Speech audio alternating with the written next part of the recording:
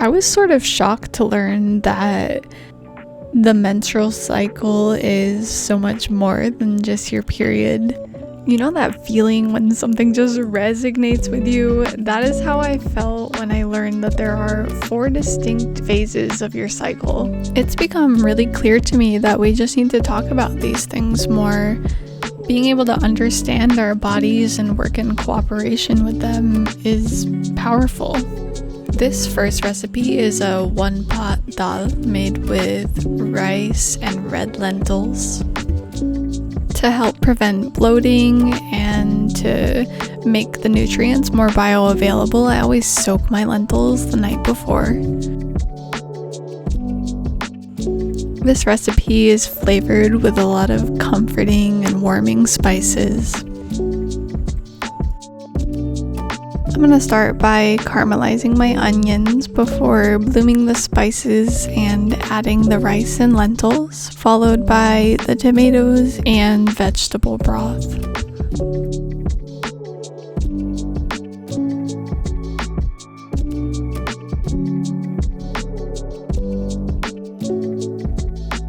During the first phase of the cycle, it's generally a time when energy is low, so I made these recipes with that in mind, and they can be made ahead of time and kept in the fridge. And it's just a really nice way to be proactive and care for yourself.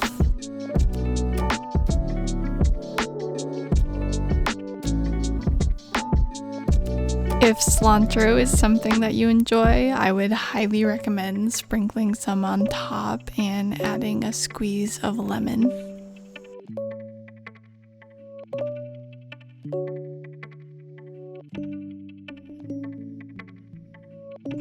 This next recipe is a borscht, and it's made with really simple ingredients, and it's full of iron and vitamins to help support you during menstruation.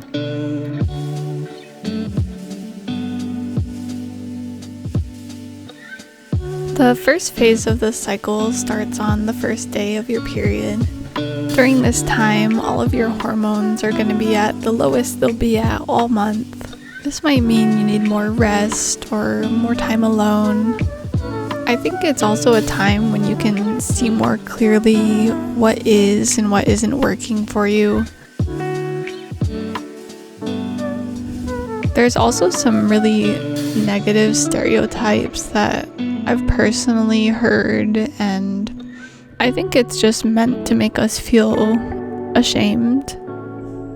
We've really just been taught to diminish and disrespect this amazing cycle that is responsible for all of human life. And I think the only way to change these ideas is by talking and listening with the intent to understand. Because these topics feel so important, and because humans are emotional beings, sometimes take a lot of practice and intention to get to a point where you can notice when these emotions arise and go with intention to listen without needing to respond.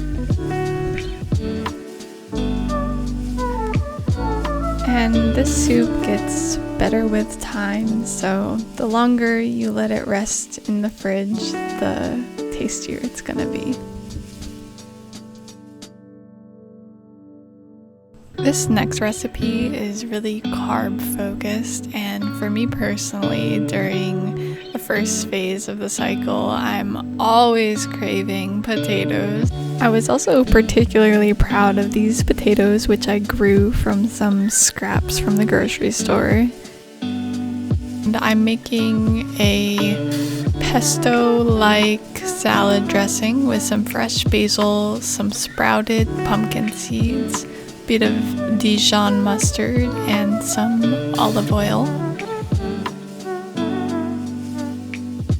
I really try to eat intuitively, and for me that looks like a plate of potatoes, but if this meal is not quite as filling as you'd like it, feel free to add something like some white beans. They go really well with this pesto.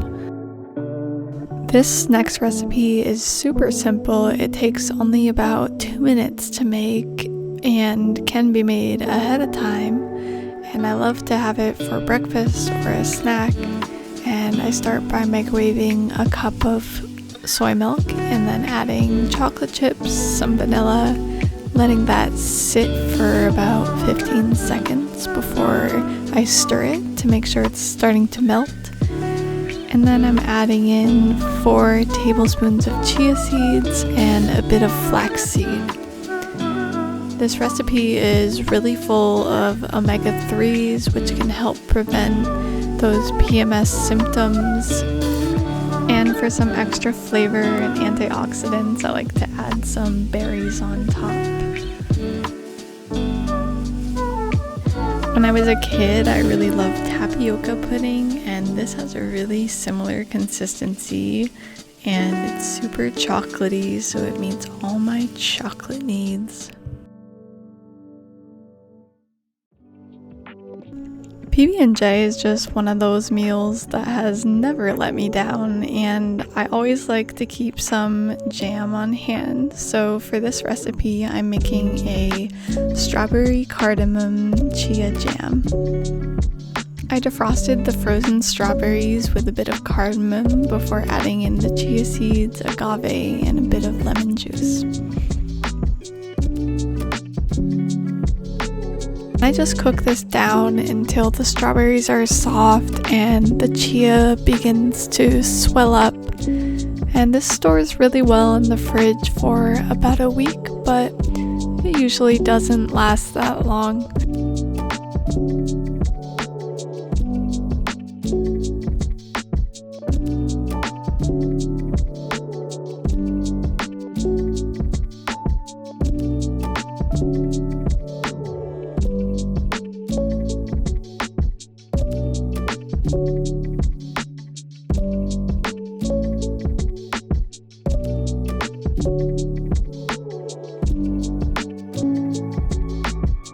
I've recently been cutting down on my caffeine intake, but I still love that feeling of having a nice warm drink. So this is a really nice alternative that's made with barley and chicory root. And especially for me, the week before and during my period, I find that caffeine can really be dehydrating and give me a lot of headaches, so this is a really nice alternative.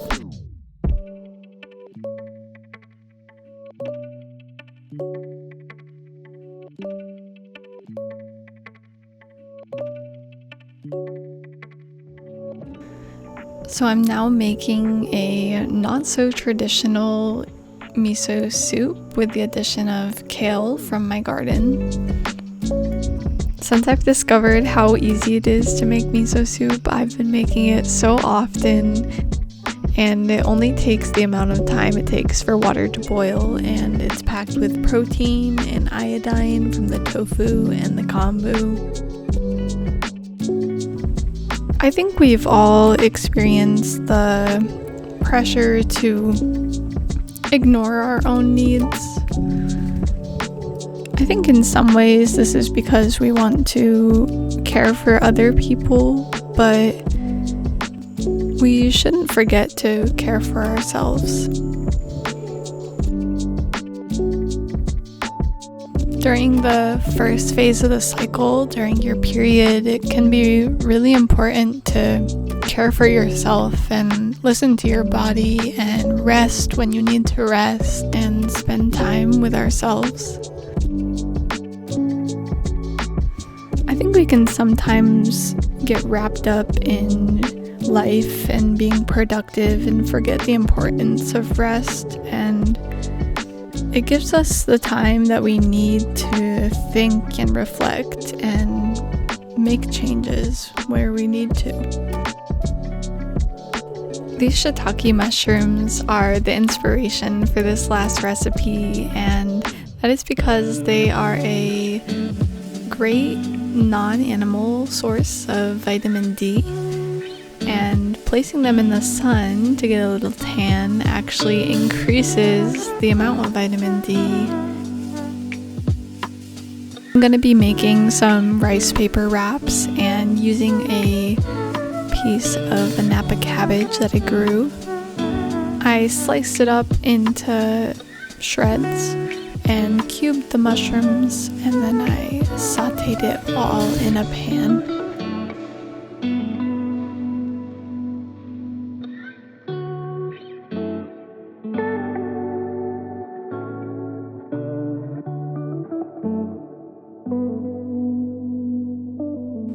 The filling can be prepped ahead of time, and then it just takes a few minutes to soak the rice papers and form the wraps.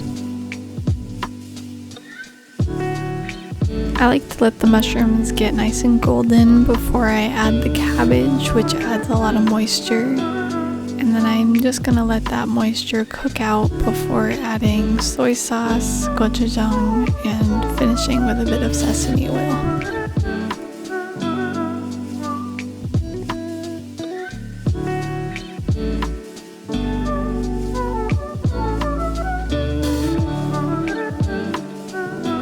There's definitely a lot of pressure to be constantly hustling and working hard every single day, but really we're all part of nature and we all experience cycles of life. I think we could all benefit from remembering this and remembering to listen to our bodies and take time to rest. Thank you all so much for listening and watching. I'd love to hear your thoughts in the comments section.